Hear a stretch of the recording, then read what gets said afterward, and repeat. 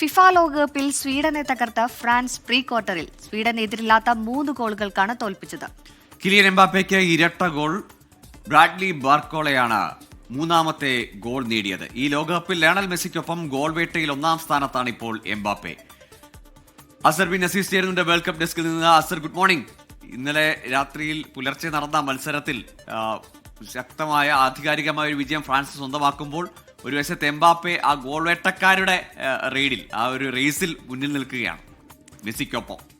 തീർച്ചയായും ഗോകുലൻ സൂര്യ, സ്വീഡൻ കെട്ടിയ പ്രതിരോധക്കോട്ടം മറികടന്ന ഫ്രഞ്ചിന്റെ തേരോട്ടം ലോകകപ്പിൽ തുടരുകയാണ്.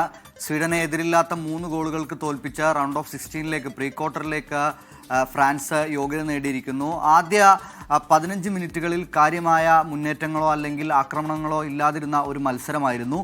സ്വീഡന്റെ ഒരു ആക്രമണത്തോടു കൂടിയാണ് ആ മത്സരം ആരംഭിക്കുന്നത്. അതിനുശേഷം 15 മിനിറ്റുകൾക്ക് ശേഷമാണ് ഫ്രാൻസിന്റെ നിരന്തരമായ ആക്രമണങ്ങൾ സ്വീഡന്റെ ഗോൾ പോസ്റ്റിലേക്ക് നടത്തുന്നത്. 45-ാം മിനിറ്റിൽ ആദ്യ പകുതി അവസാനിക്കുന്നതിന് തൊട്ടു മുമ്പാണ് കിലിയൻ എംബാപ്പയിലൂടെ ഫ്രാൻസ് ലീഡ് എടുക്കുന്നത്. പിന്നീട് രണ്ടാം പകുതിയിലും സ്വീഡന്റെ ഗോൾ പോസ്റ്റിലേക്ക് നിരന്തരമായ ഫ്രാൻസിന്റെ ആക്രമണമാണ് നമുക്ക് മത്സരത്തിൽ കാണാൻ കഴിഞ്ഞത്. 54-ാം മിനിറ്റിൽ ബാർക്കോള ഫ്രാൻസിന്റെ ലീഡ് ഉയർത്തുന്നു. 74-ാം മിനിറ്റിൽ തൻ്റെ ഇരട്ട ഗോളിലൂടെ കിലിയൻ എംബാപ്പെ ഫ്രാൻസിന്റെ വിജയം ഊട്ടിയുറപ്പിക്കുന്ന ഒരു മത്സരമായിരുന്നു അത്. എന്തായാലും നിരന്തരമായ ആക്രമണങ്ങൾ സ്വീഡന്റെ ഗോൾ മുഖത്തേക്ക് ഫ്രാൻസ് നടത്തി. ഒരുപക്ഷെ 3 എന്നത് ആ ഒരു ഗോളുകളുടെ എണ്ണം 3 എന്നത് കുറഞ്ഞുപോയി എന്ന് വേണം ആ മത്സരം കണ്ടാൽ നമുക്ക് മനസ്സിലാക്കാൻ കഴിയുന്നത്. ഡെംബലയും ഒലീസയും അടങ്ങുന്ന സംഘം നിരന്തര ആക്രമണങ്ങളാണ് സ്വീഡന്റെ ഗോൾ മുഖത്തേക്ക് നടത്തിയത്. ഈ മത്സരത്തോടു കൂടി ഗോൾ സ്കോറർമാരുടെ റേസിൽ ലയണൽ മെസ്സിയും അതോടൊപ്പം തന്നെ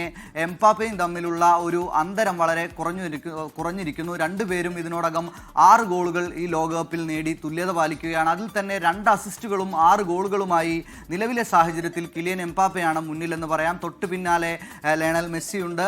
അതിന് പിറകിലായി നോർവേയുടെ ഹെർലിംഗ് ഹാലൻഡാണുള്ളത്. ഫ്രാൻസിന്റെ തന്നെ ഉസ്മാൻ ഡെംബലയാണ് 4ാമതായി ഈ റേസിൽ മുന്നിട്ട് നിൽക്കുന്നത്. അതോടൊപ്പം തന്നെ ലോകകപ്പിന്റെ ചരിത്രങ്ങൾ എടുത്തു നോക്കിയാൽ ഏറ്റവും കൂടുതൽ ഗോൾ നേടുന്ന 2ാമത്തെ താരവുമായി കിലിയൻ എംബാപ്പെ മാറിയിട്ടുണ്ട്. നിലവിൽ 18 ഗോളുകളാണ് ഈ താരം ലോകകപ്പുകളിലായി അടിച്ചുകൂട്ടിയിരിക്കുന്നത്. 3 ലോകകപ്പുകളാണ് ഫ്രാൻസിനായി എംബാപ്പെ കളിച്ചത്. ഇതിൽ നിന്നാണ് ഈ 18 ഗോളുകൾ 18 മത്സരങ്ങളിൽ നിന്നായി എംബാപ്പെ നേടുകയും മെസ്സിയാണ് ഈ റേസിൽ മുന്നിലുള്ളത് 19 ഗോളുകളുമായി. 18 ഗോളുകളുമായി എംബാപ്പെ 2ാം സ്ഥാനത്തുണ്ട്. ജർമ്മനിയുടെ മിറാസാവ് ക്ലോസയാണ് ഈ റേസിൽ 3ാമതുള്ളത്, 16 ഗോളുകളാണ്. ഈ റെക്കോർഡുകളെല്ലാം തന്നെ തകരുന്ന ഒരു കാഴ്ചയാണ് ഈ 2026 ലോകകപ്പിൽ നമുക്ക് കാണാൻ കഴിഞ്ഞത്. മെസ്സി കുറിച്ചിട്ട ഈ റെക്കോർഡിന് എത്രമാത്രം ആയുസ്സുണ്ട് എന്നുള്ളതാണ് കായിക ലോകത്തെ ഇപ്പോഴത്തെ ചർച്ച. ഗോകുൽ സൂര്യ. ശരി അസർ, ഏതായാലും അങ്ങനെയാണ്. ഓരോ മത്സരവും റെക്കോർഡുകൾ തിരുത്തി കുറിക്കുന്ന തരത്തിലുള്ള പ്രകടനങ്ങളാണ് ഓരോ കളിക്കാരും,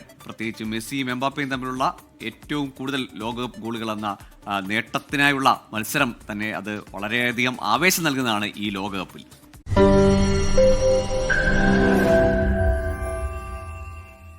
ലോകത്തെവിടെയായാലും ഏത് സമയത്തും 24 വാർത്തകളും ഓഗ്മെന്റഡ് റിയാലിറ്റി പാക്കേജുകളും എക്സ്പ്ലെയിനറുകളും വിശദമായി കാണാൻ ഞങ്ങളുടെ യൂട്യൂബ് ചാനൽ നിങ്ങൾക്ക് സബ്സ്ക്രൈബ് ചെയ്യാം.